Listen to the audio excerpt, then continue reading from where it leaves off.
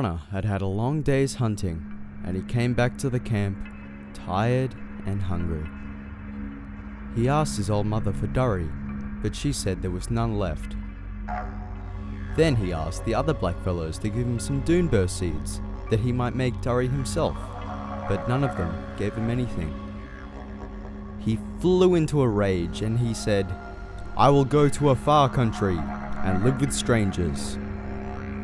Gathering up his weapons, he strode forth to find a new people in a new country. After he had gone some distance, he saw, a long way off, an old man chopping out bees' nests. The old man turned his face towards Warana and watched him coming, but when Warana came close to him, he saw that the man had no eyes, even though he had seemed to be watching him long before he could have heard him. It frightened Warana to see a stranger having no eyes, yet turning his face towards him, as if seeing him all the time. But he determined not to show his fear. He goes straight on towards him, which he did. When he came up to him, the stranger told him that his name was Meamei, and that his tribe was so called because they had no eyes, but saw through their noses. Warana thought that it was very strange, and still felt rather frightened, though Meamei seemed hospitable and kind.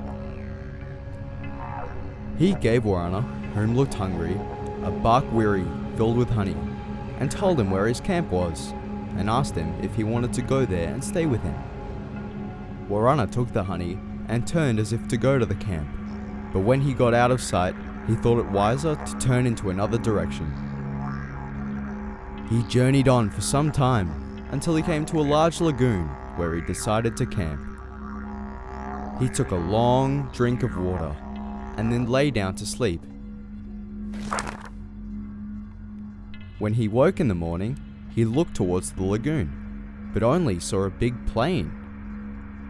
He thought he must have been dreaming. He rubbed his eyes and looked again. "This is a strange country," he said. "First I met a man who has no eyes and yet can see. Then at night I saw a large lagoon full of water. I woke up in the morning and see none. The water was surely there, for I drank some, and yet now there is no water." As he was wondering how the water could have disappeared so quickly, he saw a big storm coming up. He hurried to get into the thick bush for shelter.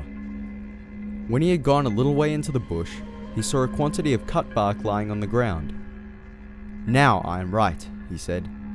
"I shall get some poles and make a dadur with them, in which to shelter myself from the storm." He quickly cut the poles he wanted, stuck them up as a framework for his dadur. Then he went to lift up the bark. As he lifted up a sheet of it, he saw a strange-looking object of no tribe that he had ever seen before. This strange object cried out, "I am Bulgananu!" in such a terrifying tone that Warana dropped the bark, picked up his weapons, and ran away as fast as he could, quite forgetting the storm. He just wanted to be as far as he could from Bulgananu. He ran until he came to a big river, which hemmed him in on 3 sides. The river was too big to cross, so he had to turn back. Yet he did not retrace his steps, but turned in another direction. As he turned to leave the river, he saw a flock of emus coming to water. The first half of the flock were covered with feathers, but the last half had the form of emus, but no feathers. Warana decided to spear one for food. He climbed up a tree so that they should not see him. He got a spear ready to kill one of the featherless birds. As they passed, he picked out the one he meant to have, threw his spear and killed it, then climbed down to go and get it. As he was running up to the dead emu, he saw that they were not emus at all, but blackfellows of a strange tribe. They were all standing round their dead friend, making savage signs as to what they would do by way of vengeance. Warana saw that little would avail him the excuse that he had killed the blackfellow in mistake for an emu. His only hope lay in flight. Once more, he took to his heels, hardly daring to look round for fear he would see an enemy behind him. On he sped, until at last he reached a camp, which he was almost into before he saw it. He had only been thinking of danger behind him, unheeding what was before him,